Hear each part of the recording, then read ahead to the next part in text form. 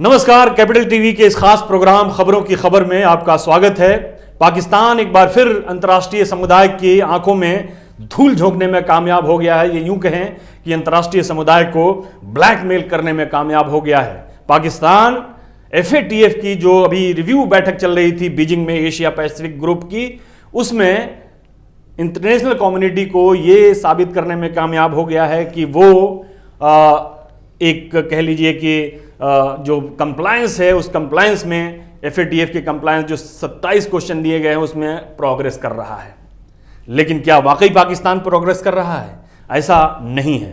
भारत ने बार बार इस बात को उठाया है और इस बैठक में भी भारत ने अपना केस बड़ी मजबूती से रखा कि पाकिस्तान अभी भी इस कई मामलों में जो 27 प्रश्न उसके समक्ष रखे गए, 27 एक्शन प्लान रखे गए थे, उस 27 एक्शन प्लान में से अभी जो पिछली बैठक में सिर्फ 5 पे उसका कंप्लायंस था पूरी तरह से, जो पिछली प्लेनरी बैठक जो थी उसमें, और अभी जो थी ये उम्मीद की जा रही थी कि शायद 7 के ऊपर उसका कंप्लायंस हो जाए पूरी तरह से। लेकिन ये कहा गया कि इस बार वो 12 जो पॉइंट्स थे, वो 12 पॉइंट्स के ऊपर या 14 पॉइंट्स के ऊपर उसका जो खबरें वहां से आ रही हैं वो उसका कंप्लायंस है और उस पर काम कर रहा है। पाकिस्तान से पिछली प्लेनरी बैठक में जो FATF की प्लेनरी बैठक थी पेरिस में हुई थी, उसमें 150 सवाल उससे दागे गए थे। 22 पे उसने कंप्लायंस का दिखाया था 27 में से, जिसमें भी उस पे 150 सवाल जो है उस पे दागे गए थे, जिसके जवाब में पाकिस्तान ने 650 सफ़ों का पेजेस का एक अपनी तरफ से एक रिपोर्ट FATF में अभी जो बीजिंग में होने वाली थी उससे पहले 8 जनवरी को उसने पेश की थी FATF में, जिसको लेकर चीन ने काफ़ी उसकी मदद की। चीन ने कहा कि नहीं, पाकिस्तान जो है इस पर काफ़ी आगे बढ़ रहा है, इतनी मेहनत से ये रिपोर्ट तैयार की गई है। लेकिन अभी भी भारत का जो अपना रुख है वो ये है कि पाकिस्तान जो है वो कंप्लायंस नहीं कर रहा है, मदरसों के रजिस्ट्रेशन नहीं हुए हैं। हाफिज सईद जो है वो अपने NGO जो है उसका चला रहा है, NGO के थ्रू जो है वो बेनामी संपत्तियां रजिस्टर करा रहा है, और भी बहुत सारी गतिविधियां हैं जिसका भारत ने जिक्र किया। टेरर फंडिंग जो है वो हो रही है। भारत ने ये भी कहा कि अभी जो POK है वहाँ पे उसने लॉन्च पैड अपने जो खड़े किए हैं पाकिस्तान ने, उसके थ्रू भारत में घुसपैठ कराने की कोशिश कर रहा है। लेकिन इसके बावजूद बड़ी हैरानी की बात यह थी कि इतने सारे देश, America, France, England, New Zealand, Australia, Japan, ये सारे देश जो है पाकिस्तान के फेवर में खड़े हुए नजर आए, पाकिस्तान की वकालत करते नजर आए इस रिव्यू बैठक में, जो एशिया पैसिफिक ग्रुप की बैठक जो थी बीजिंग में। उसमें चीन, मलेशिया और टर्की ने तो जाहिर है कि एक पहले इस पाकिस्तान को बचाया था। जो प्लेनरी बैठक थी इससे पहले उसमें पाकिस्तान के साथ खड़े होकर उसको पाकिस्तान को ब्लैक लिस्ट होने से बचाया था। लेकिन अब क्या होगा? क्या पाकिस्तान ब्लैक लिस्टिंग से बच जाएगा? ये कहा जा रहा है कि इस बैठक के बाद जिस तरह से उसका समर्थन मिला ये पश्चिमी देशों का, उससे ये लगता है कि जो अगली जो फरवरी में इस महीने के बाद जो प्लेनरी बैठक होने वाली है पेरिस में, पाकिस्तान शायद ये ग्रे लिस्ट में, या तो ग्रे लिस्ट में बचा रहेगा या फिर ग्रे लिस्ट से बाहर भी हो सकता है, क्योंकि इसमें वोटिंग जो होगी, जो 39 सदस्य हैं FATF के, उसमें से कम पाकिस्तान को इस ब्लैक लिस्टिंग से, ग्रे लिस्ट से बाहर होने के लिए उसको 12 सदस्यों का समर्थन चाहिए और ब्लैक लिस्टिंग से बचने के लिए 3 सदस्यों का समर्थन चाहिए। तो अब तो ये तय हो गया है इन पश्चिमी देशों के पाकिस्तान के साथ खड़े होने पे कि पाकिस्तान जो है वो ग्रे लिस्ट से ब्लैक लिस्ट में नहीं जाने वाला है। ज़्यादा से ज़्यादा ये होगा कि वो ग्रे लिस्ट में ही बचा रहेगा। लेकिन इसके बाद भी ये कहा जा रहा है कि पाकिस्तान जो है अगर फरवरी की मीटिंग में अगर बाहर नहीं आता है तो सितंबर और अक्टूबर तक जो है उसको ये इस बैठक, इस ब्लैक लिस्टिंग की तलवार उसके कंधे से, उसके सर से जो है हट जाएगी। लेकिन ये तो अब तक की जो कवायद रही है वो रही है FATF की। लेकिन क्या हुआ आखिर?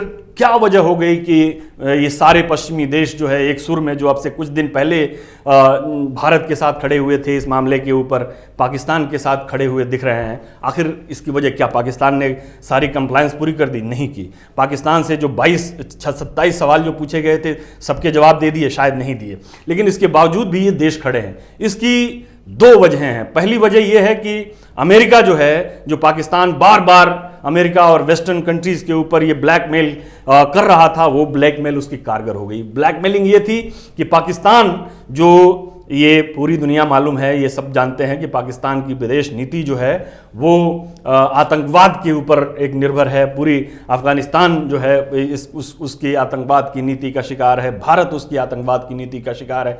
यहाँ तक कि ईरान भी ईरान में जो हमले हुए थे पिछले वर्ष, उसके लिए पाकिस्तान को इनडायरेक्टली उसको पाकिस्तान को ऊपर इल्ज़ाम लगाया था और कहा था कि पाकिस्तान अगर अपने हरकतों से बाज नहीं आया तो इसके बुरे नतायज जो है पाकिस्तान को झेलने पड़ सकते हैं। तो पाकिस्तान जो है वो तालिबान के कंधे के ऊपर बंदूक रख के अमेरिका के ऊपर दबाव बनाने की कोशिश कर रहा था। पिछले महीने पाकिस्तान के विदेश मंत्री जो अमेरिका के दौरे पे गए थे, वहाँ उन्होंने अमेरिकी विदेश मंत्री से और डोनाल्ड ट्रंप से पाकिस्तान को इस ग्रे लिस्ट से बाहर आने की बाहर लाने में मदद करने की गुहार लगाई थी। अभी principal under deputy secretary of state जो हैं अमेरिका की, वो साउथ एशिया के देशों के दौरे पे थी, भारत भी आई थी, श्रीलंका भी गई थी और पाकिस्तान भी गई थी। उन्होंने एलिस वेल्स नाम है उनका, वो पाकिस्तान भी गई थी और पाकिस्तान ने हालांकि वो FATF से रिलेटेड उनका दौरा नहीं था, उनका दौरा था जो तालिबान के साथ एक बैक चैनल डिप्लोमेसी और बैक चैनल जो वार्ता चल रही है पाकिस्तान के सौजन्य से, उसकी प्रोग्रेस के सिलसिले में वो पाकिस्तान गई थी 3 या 4 दिन के दौरे पे। उस दौरे पे भी पाकिस्तान ने उनसे ये गुहार लगाई कि भाई आप हमें इस FATF से बाहर निकालने में हमारी मदद कीजिए। और एलिस ने भी उस समय ये कहा था कि पाकिस्तान जो है वो काफ़ी प्रोग्रेस कर रहा है, काफ़ी सीरियस है FATF के जो कंप्लायंस है उसके मामले में, और वो उन्होंने अपनी सेटिस्फेक्शन जाहिर कर दी थी कि हाँ हम जो है इसमें सेटिस्फाई हैं। लेकिन असल इशू जो है वो है कि तालिबान जो है वो पाकिस्तान के मुट्ठी में है। डोनाल्ड ट्रंप जो है किसी भी तरह से चाहते हैं कि जो चुनाव होने वाले हैं उस चुनाव से पहले तालिबान के साथ किसी भी तरह का एक समझौता हो जाए, और जो उनका एक वादा है जो अपने राष्ट्रपति अभियान में, चुनाव के अभियान में उन्होंने ये कहा था कि जो है हम अमेरिकी फ़ौज जो है वो, या अमेरिका का रिसोर्स जो है वो अमेरिकन के लिए होना चाहिए।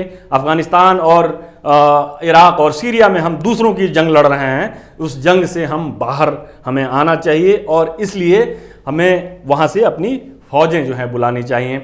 और उन्होंने ये उनका एक टारगेट है कि किसी तरह से जो चुनाव होने वाले हैं नवंबर में, उससे पहले वो अपनी फ़ौज में से जो अफ़गानिस्तान में फ़ौज हैं उसमें कमी करें। और उसके लिए ज़रूरी है कि वो तालिबान जो एक तरह से अमेरिकी रिपोर्ट ही है कि वो वर्चुअली जो है आधे अफ़गानिस्तान के ऊपर तालिबान का कब्ज़ा है। हालांकि तालिबान जो है वो उसका कोई स्टेट का स्टेटस नहीं है, कोई लेजिटिमेसी नहीं है इंटरनेशनल, लेकिन फिर भी अभी भी उसका ये एक आधे अफगानिस्तान पे ऊपर उसका कब्जा है। और वो जब चाहते हैं तब काबुल के ऊपर हमले कर देते हैं, लाइट फोर्सेस के ऊपर हमले कर देते हैं, या अफगानिस्तान फोर्सेस के ऊपर हमले कर देते हैं। तो ये तालिबान का स्टेटस ये है कि तालिबान जो है वो अमेरिका की तमाम कार्रवाइयों के बावजूद, तमाम हवाई हमलों के बावजूद, तमाम दावों के बावजूद अभी भी बना हुआ है। और इस बने रहने में की वजह जो है वो पाकिस्तान है। अमेरिका इस बात को जानता है। भारत की तरफ से जो दबाव बनाने की कोशिश जो की गई है उसमें अमेरिका भी शामिल है, और ये सारे देश जो है अभी जो पाकिस्तान के ऊपर जो नर्म नज़र आ रहे हैं उनका भी एक दावा ये है। तो ये जो अमेरिका जो नर्म हुआ है पाकिस्तान में, उसकी वजह ये अफगानिस्तान है। दूसरी वजह जो है ईरान है। ईरान के साथ अमेरिका का अभी ज़बरदस्त तनाव चल रहा है। एक eye ball to eye ball की स्थिति बनी हुई है। अमेरिकन राष्ट्रपति ने एक जो ईरानी जनरल सुलेमानी की जो हत्या करवाई इराक़ के अंदर, उसके बाद ईरान ने भी एक जवाबी कार्रवाई में अमेरिका के एक फ़ौजी ठिकाने के आसपास जो है हमला किया। उसमें कुछ लोग ज़ख्मी भी हुए, शायद बाद में रिपोर्टें आई, लेकिन अमेरिका ने ये डिनाई किया कि किसी तरह की उसको क्षति पहुंची।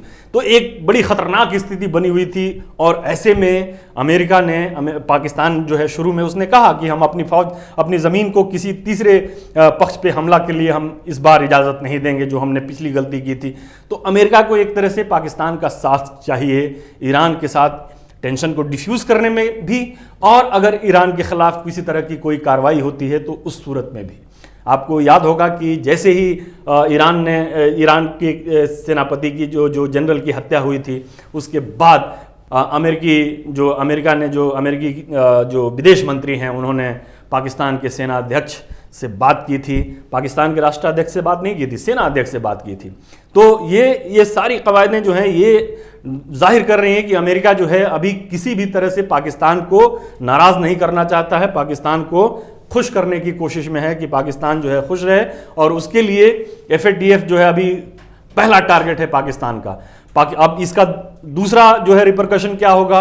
इसका रिपरकशन ये होगा कि भारत को ये डर है, और ये डर वाजिब है कि पाकिस्तान जो है, जो उसके टेरर नेटवर्क जो हैं एक बार फिर सक्रिय हो सकते हैं भारत में, जैसे मोहम्मद है या लश्कर तैयबा है, ये फिर से सक्रिय हो सकते हैं कि पाकिस्तान जो है एक ऐसी टेढ़ी खीर है कि बार बार जो है वो एक ही गलती एक ही तरह के उसमें करने में माहिर है, और ये एक्सक्यूज़ लेके, आपको याद होगा कि अमेरिका से ही पैसे लेके, अमेरिका ही से फंडिंग लेके अमेरिका की जंग में शामिल हो रहा था तालिबान के खिलाफ, लेकिन वो तालिबान को एक तरह से प्रश्रय भी दे रहा था।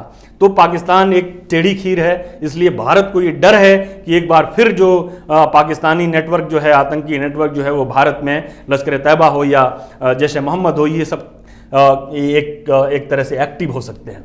ये भारत का डर है, और ये डर बिल्कुल वाजिब है, और इस पे जो वेस्टर्न कंट्रीज जो हैं उनको इसका संज्ञान जो है वो लेना चाहिए। दूसरी चीज़ ये है कि इसका पाकिस्तान को क्या फ़ायदा होगा।